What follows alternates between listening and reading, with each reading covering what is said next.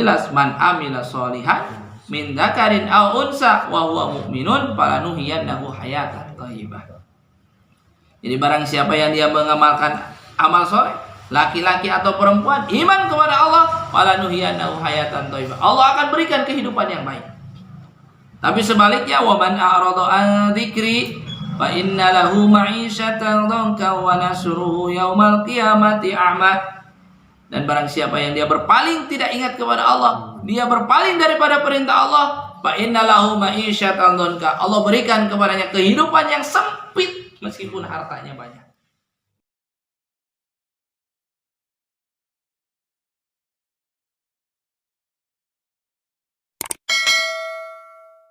At-ta'ani minallahi wal ajalatu minasyaitan. Ini akhlak kepada kita. Santai ini adalah daripada Allah Subhanahu wa ta'ala. Sifat santai ini adalah dari Allah Subhanahu wa ta'ala. Tapi wal ajalatu minasyaitan, tergesa-gesa, terburu-buru, ini adalah kelakuan setan. Kadang-kadang kita melakukan sesuatu ini pengen terburu-buru, makanya kita santai. Ketika kita santai, kita akan bisa mengambil keputusan yang tepat. Kalau misalkan kita mau melakukan sesuatu, kita laksanakan dengan santai, tidak tergesa-gesa. Misalkan mau membangun apalah, kita santai laksanakannya. Atau melakukan apapun, kita santai melaksanakannya. Kita ini akan berputar otak itu. Istilahnya pencernaan otak itu akan benar, Pak. Nanti apa ide-ide yang akan keluar itu akan benar karena santai. Santai kita. Beda dengan orang yang terburu-buru. Misalkan seorang contoh tukang jahit. Orang yang dia menjahit baju, misalkan, tapi dia melaksanakan jahitannya itu, mengerjakan jahitannya itu santai saja. Hati-hati gitu kan. Terus tidak santai. Pokoknya otomatis pekerjaannya akan baik, hasilnya akan baik. Tapi sebaliknya, kalau dia mengerjakan sesuatu terburu-buru, tergesa-gesa, maka hasilnya tidak akan baik. Nah itu, Pak. Kalau misalkan kita ngambil keputusan, jangan cepat-cepat ngambil keputusan kalau ada masalah. Dicerna dulu, dipikir dulu bolak-balik bagaimana baik buruknya. Kalau saya ini ngambil seperti ini, bagaimana efeknya, itu kan? Kalau saya tidak ambil, bagaimana efeknya? Itu kita berpikir, cerna dulu, dipikir dulu baik dan buruknya, baru kita mengambil keputusan. Apalagi kalau misalkan bagusnya itu, kalau misalkan kita mau ngambil sesuatu keputusan, istikharah dulu, minta petunjuk kepada Allah, baru kita ngambil keputusan. Santai saja, supaya jangan sampai kita salah mengambil keputusan. Kalau kita salah mengambil keputusan, maka ini adalah akan celaka. Karena apa? Sifat santai ini ada dari Allah Subhanahu, sifat Allah Subhanahu wa ta'ala. Dan ini tergesa-gesa ini adalah sifatnya setan. Maka kita belajar melakukan sesuatu ini dengan santai. Jangan sampai kita terburu-buru. Hadis diriwayatkan dari Imam Baihaqi dari Sayyidina Anas. Hadis yang ke-27, isnani la yandurullahu ilaihima yaumal qiyamah.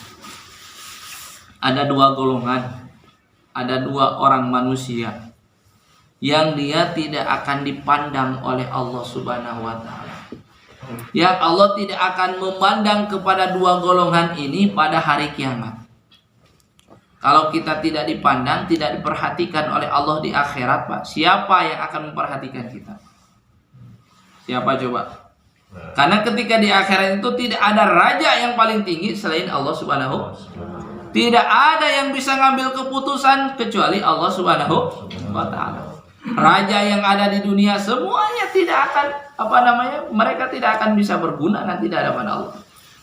Nanti raja di atas raja itu adalah Allah Subhanahu wa ta'ala. Tapi dua golongan ini dia tidak akan dipandang oleh Allah Subhanahu wa ta'ala, tidak akan diperhatikan oleh Allah Subhanahu wa ta'ala. Siapa? Pertama, qati'ur rahim, yang dia memutuskan tali silaturahmi. Tali silaturahmi, dia tidak kenal dengan saudaranya, dia tidak kenal dengan tetangganya. Pokoknya dia memutuskan silaturahmi. Sebab tanda orang yang beriman itu man kana yu'minu billahi wal yaumil akhir falyasil rahimahu. Barang siapa yang dia iman kepada Allah dan iman kepada maka hendaklah ia menyambungkan silaturahmi.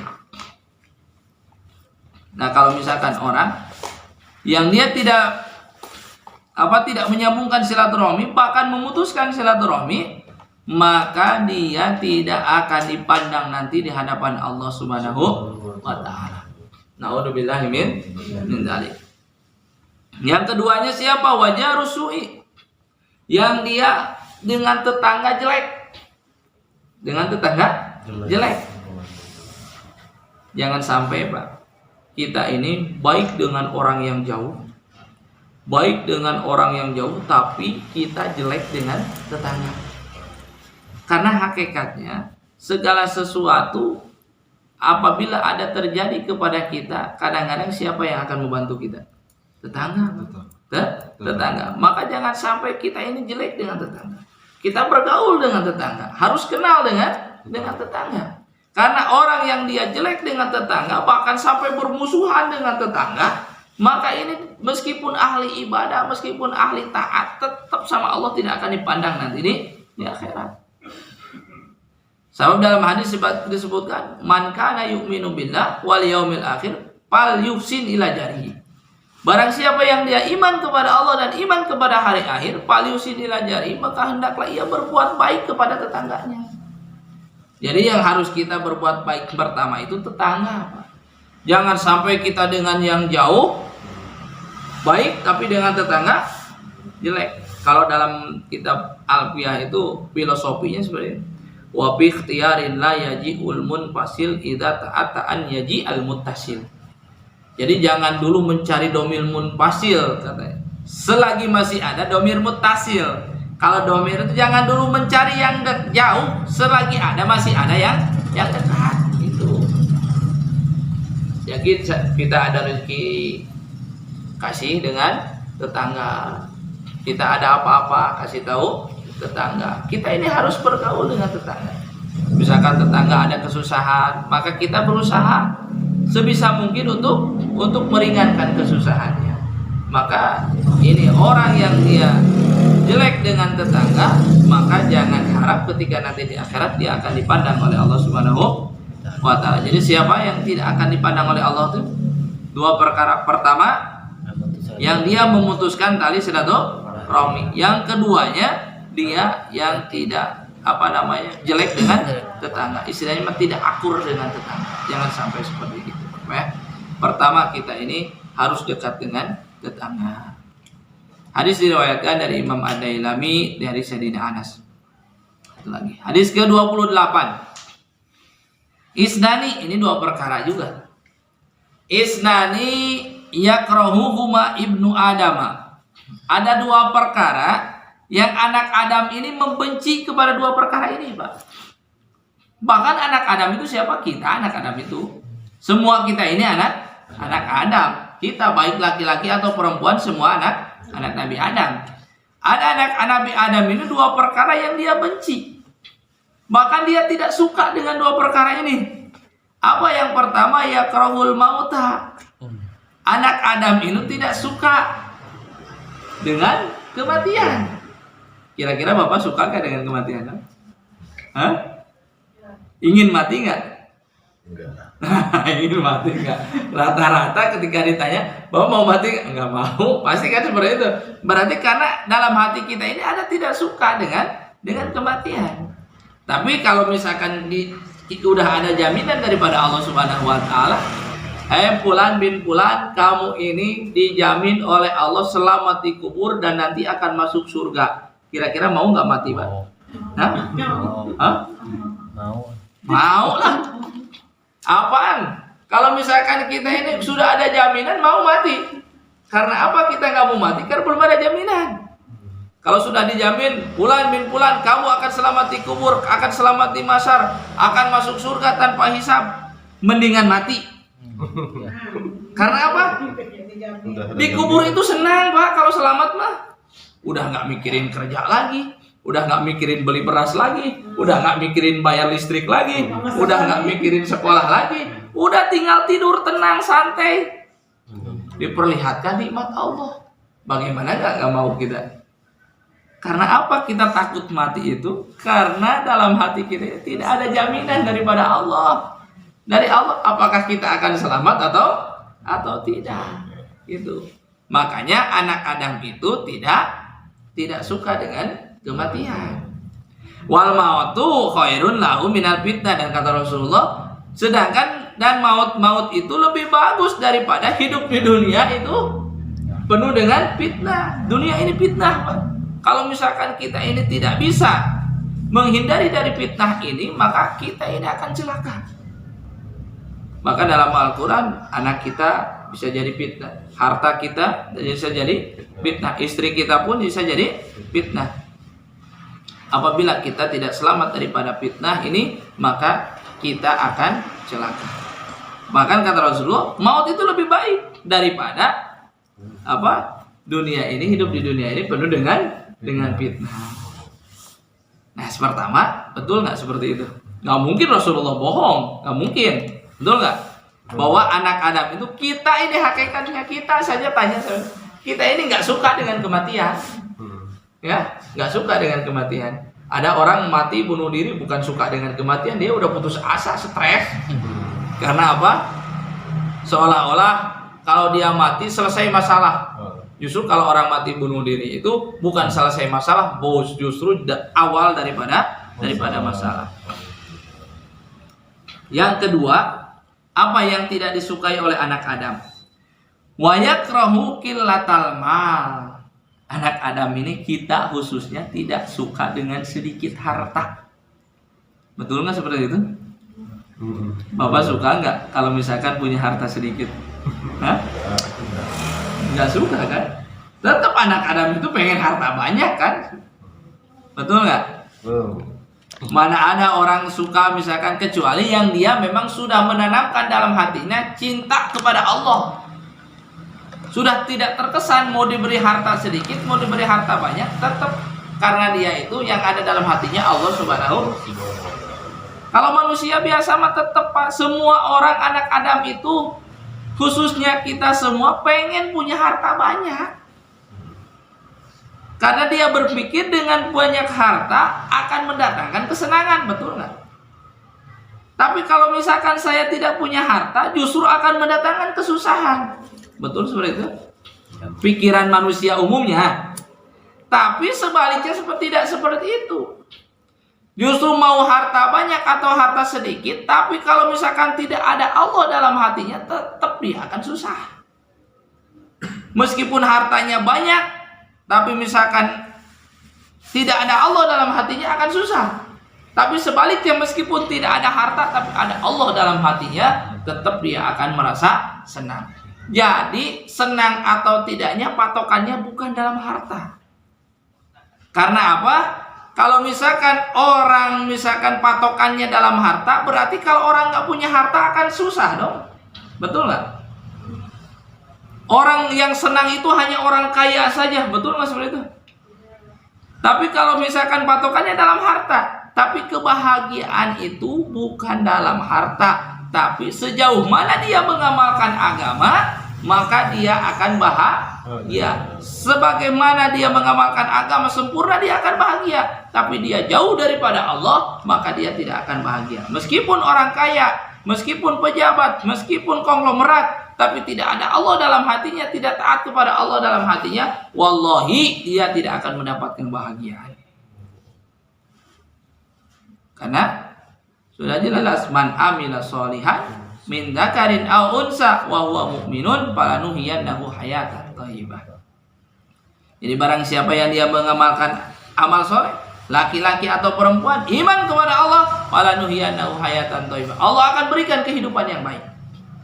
Tapi sebaliknya, wa man a'rada an dzikri fa inna lahu ma'isyatan dhanka wa nasruhu yaumal qiyamati a'ma. Dan barang siapa yang dia berpaling, tidak ingat kepada Allah, dia berpaling daripada perintah Allah, fa inna lahu ma'isyatan dhanka, Allah berikan kepadanya kehidupan yang sempit meskipun hartanya banyak. Meskipun jabatannya tinggi, meskipun konglomerat, dia tidak taat kepada Allah, dia tidak menjalankan perintah Allah, akan berikan Allah sempit hatinya. Tidak cukup. Sekarang kita tanya, Pak. Orang yang korupsi itu dia yang punya harta atau yang orang yang miskin, Pak? Orang yang banyak harta, orang yang korupsi itu kebanyakannya. Bahkan hartanya udah di berbagai bank kadang-kadang ada. Tapi kenapa dia korupsi? Karena tidak ada kekayaan dalam hatinya. Merasa kurang. Jadi dia menghalalkan yang sudah diharamkan oleh Allah Subhanahu wa Ta'ala. Nah inilah hakikatnya semua anak Adam itu dia tidak suka dengan sedikit harta. Tapi kita harus tahu bahwa kebahagiaan itu bukan dalam harta, tapi sejauh mana kita mengamalkan agama, maka kita akan bahagia. Tapi kalau kita jauh daripada Allah, meskipun harta banyak tidak akan bisa menjamin kebahagiaan. Sedangkan apa maksudnya wakilatul mali aqallu lil hisab? Dan sedangkan sedikit harta itu justru bisa menyedikitkan hisab. Karena baik harta halal tetap harta yang didapat dengan cara yang halal tetap itu akan dipertanyakan harta dari mana dan dibelanjakan kemana.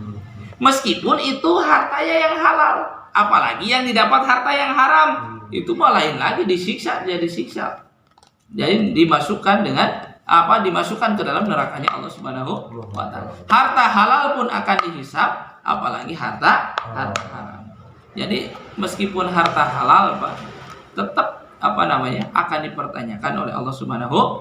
Makanya kata Rasulullah, sedangkan sedikit harta itu lebih baik karena akan menyedikitkan hisab di akhirat. Sedikit hisab akan cepat masuk surga, Pak, itu intinya.